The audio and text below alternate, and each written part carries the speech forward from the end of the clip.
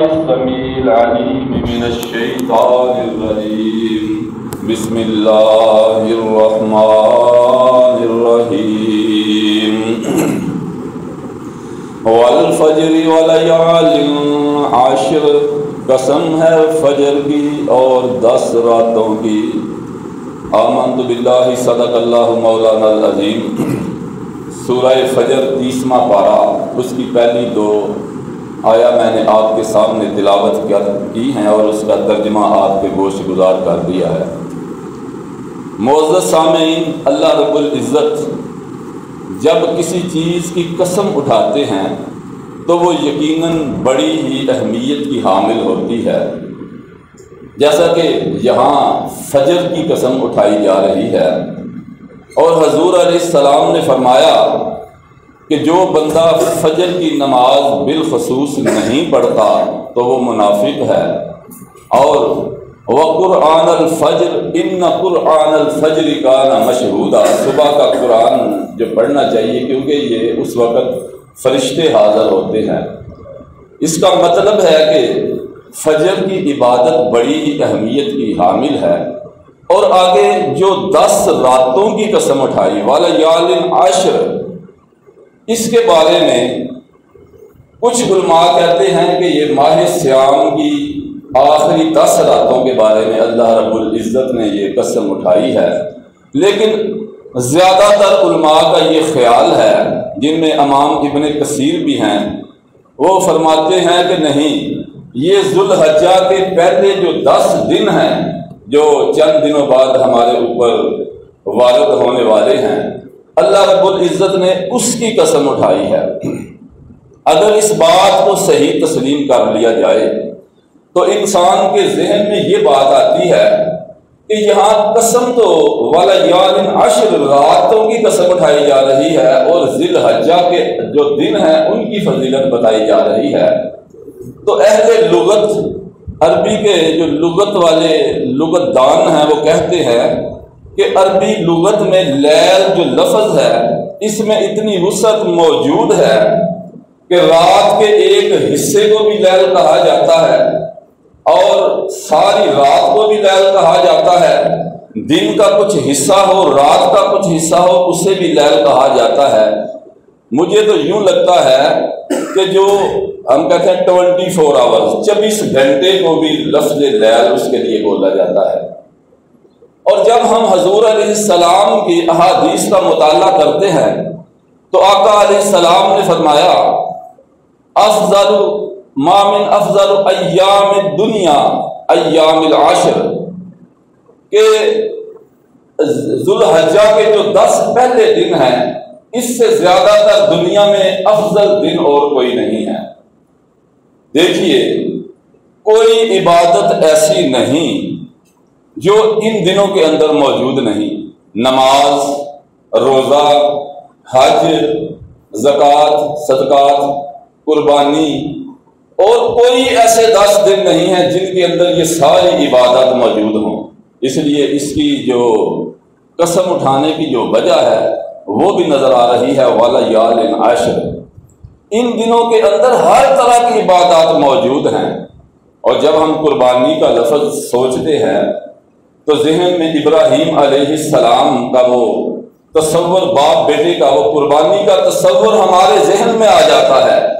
یوں کہہ دینا تو بڑا آسان ہے کہ ابراہیم علیہ السلام نے اپنے بیٹے کی گردن پہ چھری چلائی، عام سرسری سی بات تو ہم کر دیتے ہیں، لیکن جب اس کو ہم گہرائی میں جا کر سوچے، اپنے پیاروں کو اپنے سامنے رکھ کر، اپنے بھائی کو، اپنے بیٹے کو سامنے رکھ کر ذرا یہ سوچا جائے کہ اگر ہم اس کی گردن پہ چھری چلا رہے ہوں تو کیا یہ کوئی چھوٹی سی معمولی سی بات نہیں ہے، یہ اتنی بڑی بات ہے۔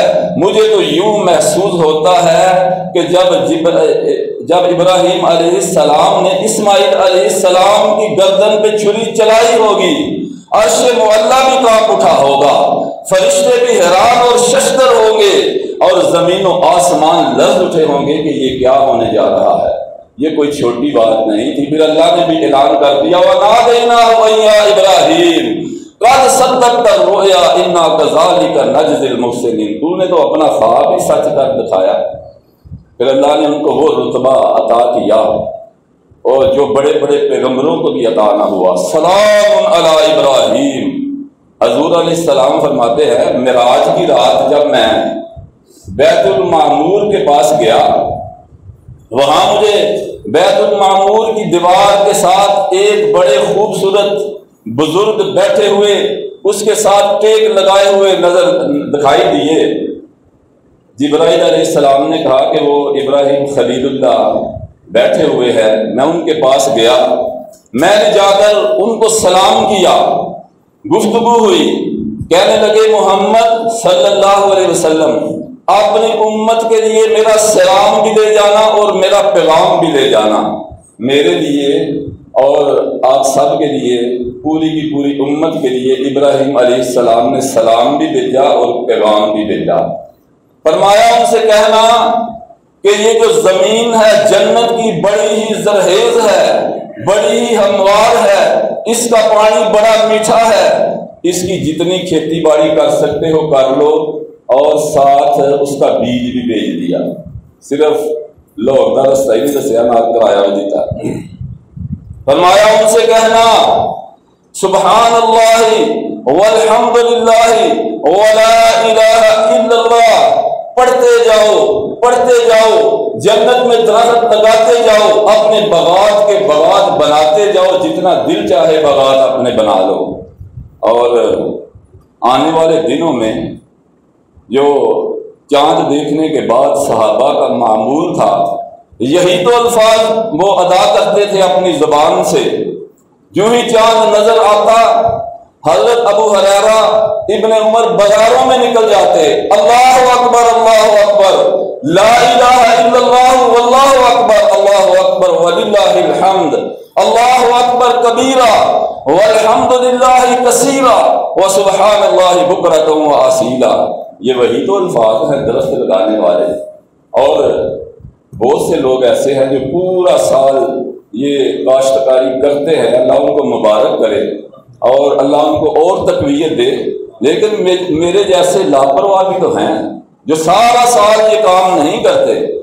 آج سے یہ عہد کر لو، چند دنوں بعد یہ چاند نظر آنے والا ہے، ہم نے فضاؤں میں، ہواؤں میں، گلیوں میں، بازاروں میں، مساجد میں، ہر جگہ یہ الفاظ ہم نے جدا کرنے ہیں اپنی زبان سے، اللہ اکبر لا الہ الا اللہ واللہ اکبر وللہ الحمد۔ انشاءاللہ العزیز پکا ارادہ کر لیجیے۔ اور یہ جو الفاظ ہیں یہ انسان کو جنت میں لے جانے کا ذریعہ بھی ہے۔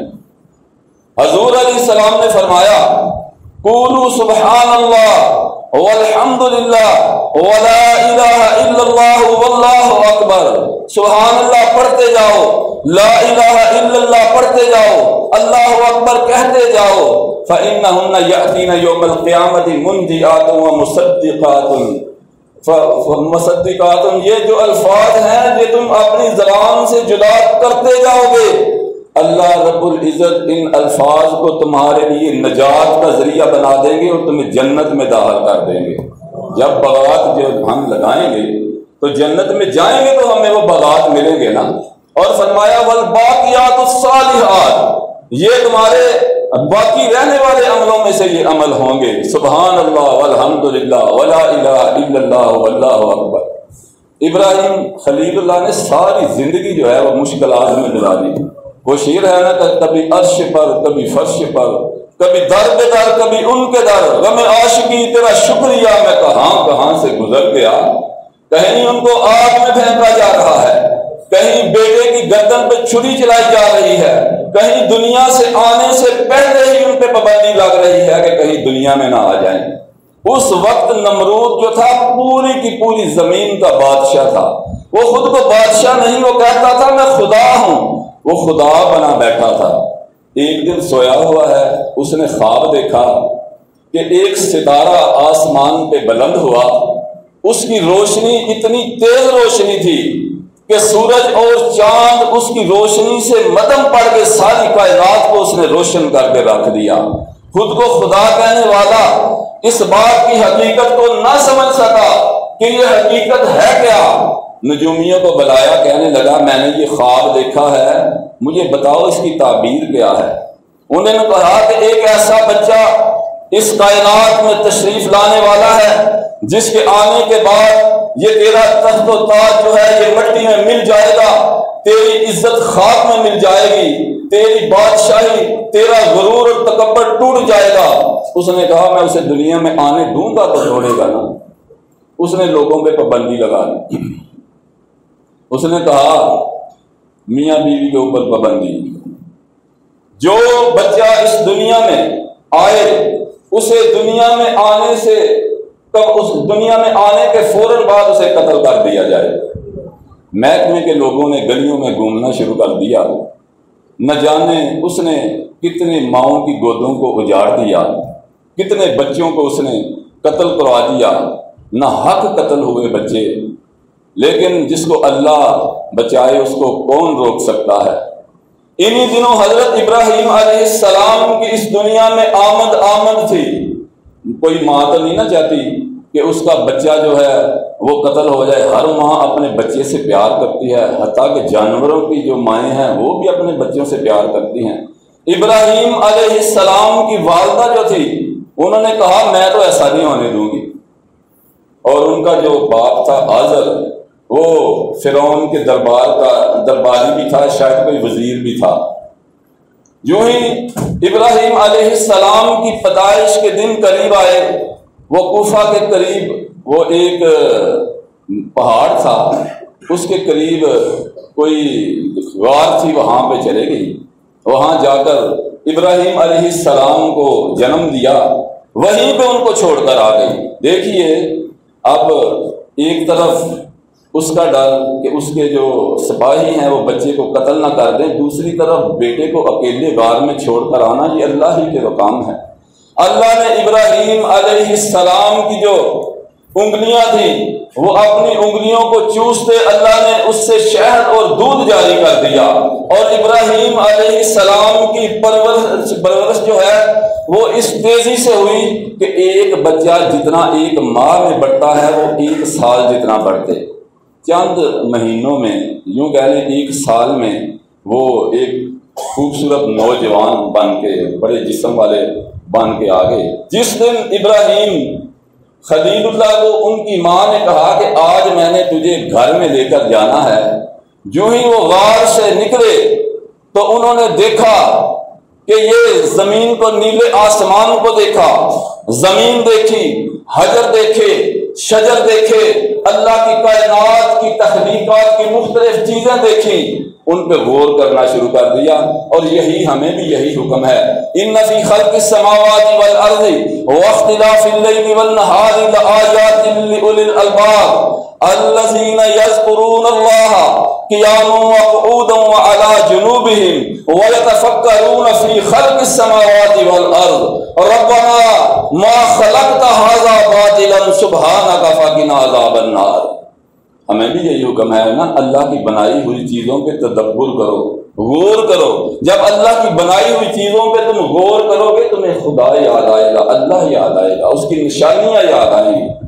وہ ابراہیم خلیل اللہ نے ہر چیز پہ غور کرنا شروع کر دیا، سوچا کہ ظاہر سی بات ہے اس کائنات کو کوئی بنانے والا بھی تو موجود ہوگا نا، کسی نے اس کائنات کو تو بنایا ہے۔ اپنی ماں سے کہنے لگے کہ آپ کا رب کون ہے، میرا رب کون ہے؟ انہوں نے کہا، ماں نے کہا تیرا رب میں ہوں، کیونکہ رب کہتے ہیں اسے جو پالنے والا ہو، تجھے میں پالنے والی ہوں۔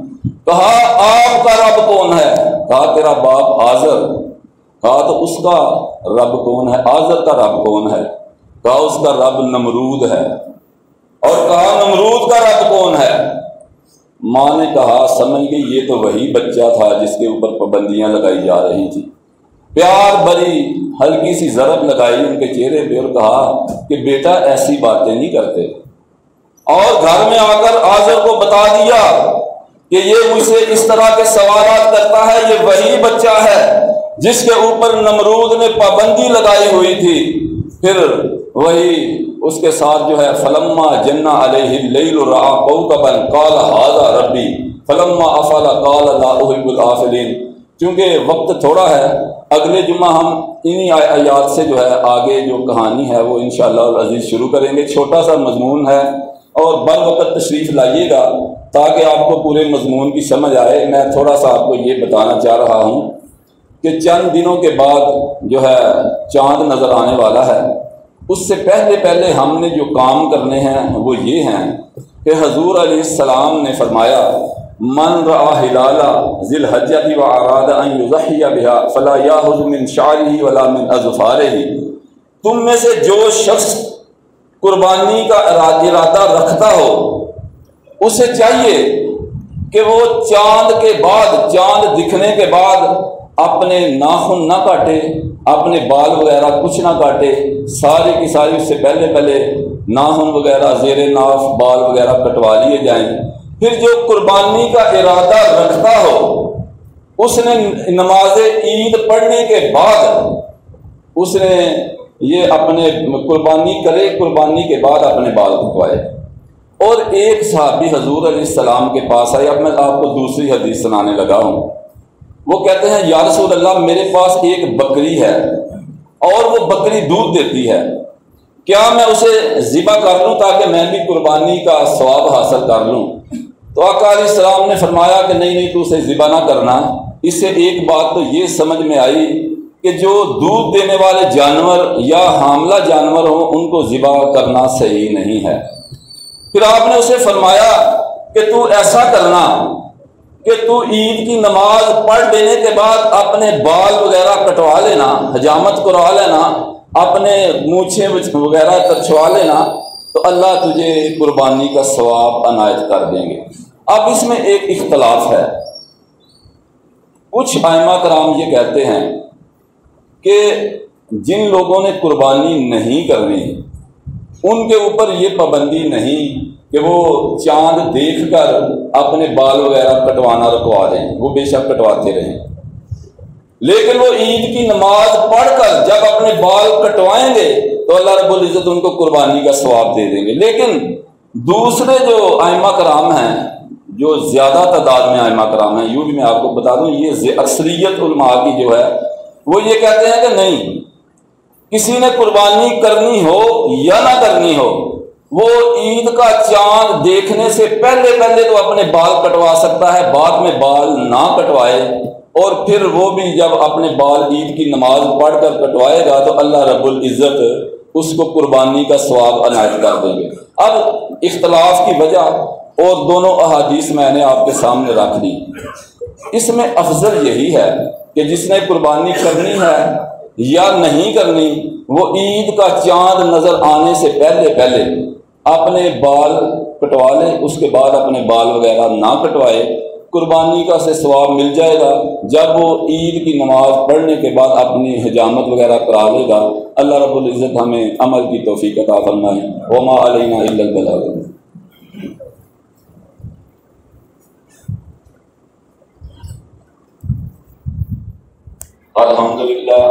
الحمدللہ نحمده ونستعینه ونستغفره ونؤمن به ونتوکل۔ For more useful videos, please subscribe to this channel and press the bell icon. Thanks for watching.